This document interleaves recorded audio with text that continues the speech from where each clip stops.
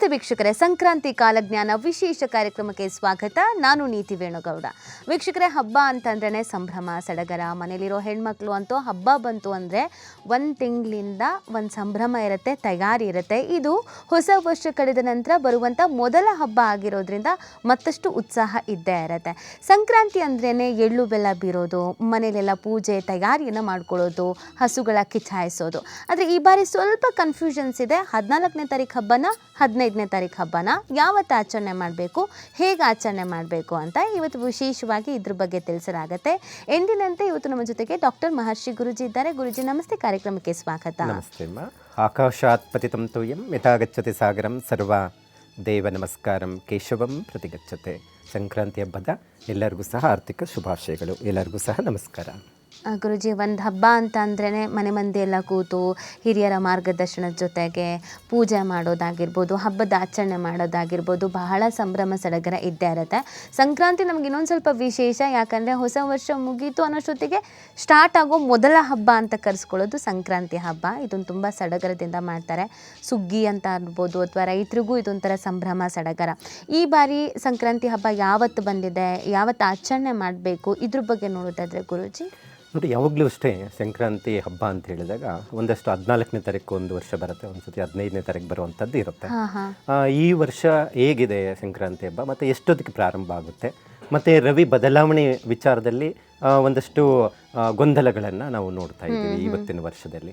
ಪ್ರಮುಖವಾಗಿ ಯಾವಾಗಲೂ ಅಷ್ಟೇ ಧನುರ್ ರಾಶಿಯಿಂದ ಮಕರ ರಾಶಿಗೆ ರವಿ ಬದಲಾವಣೆ ಆಗುವಂಥ ದಿನವನ್ನು ನಾವು ಉತ್ತರಾಯಣ ಪುಣ್ಯಕಾಲ ಅಂತ ಹೇಳ್ತೀವಿ. ಅದನ್ನೇ ಸಂಕ್ರಾಂತಿ ಹಬ್ಬ ಅಂತ ಹೇಳ್ತೀವಿ. ಸೊ ಇದು ಹೇಗೆ ಒಂದು ಕಾಲಚಕ್ರ ಇದೆ ಅಂತ ಹೇಳಿದ್ರೆ, ನಾವು ಯಾವಾಗಲೂ ಅಷ್ಟೇ 12 ರಾಶಿಗಳು ಏನಿರುತ್ತೆ ರಾಶಿಚಕ್ರ, ಅದರಲ್ಲಿ ಒಂದೊಂದು ರಾಶಿಗೂ ಒಂದೊಂದು ತಿಂಗಳಿಗೊಂದ್ಸತಿ ರವಿ ಬದಲಾವಣೆ ಆಗುತ್ತೆ.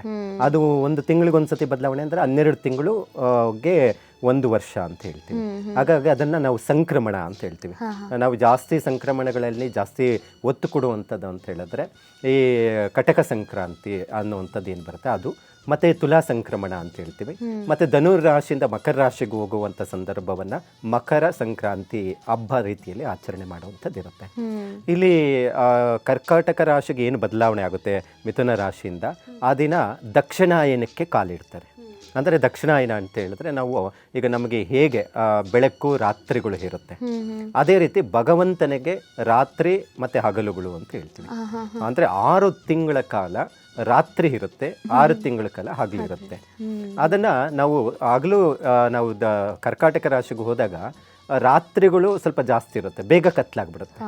ಸೊ ಈಗೇನಾಗುತ್ತೆ ಅಂದರೆ ಈ ಧನುರ್ ರಾಶಿಯಿಂದ ಮಕರ ರಾಶಿಗೆ ಬದಲಾವಣೆ, ಪಥ ಬದಲಾವಣೆ ವಿಚಾರದಲ್ಲಿ ನಾವು ನೋಡೋಕೆ ಹೋದರೆ ಬೆಳಕು ಜಾಸ್ತಿ ಇರುತ್ತೆ, ಅದು ಬೆಳಕಿನ ದಿನ ಅಂತ.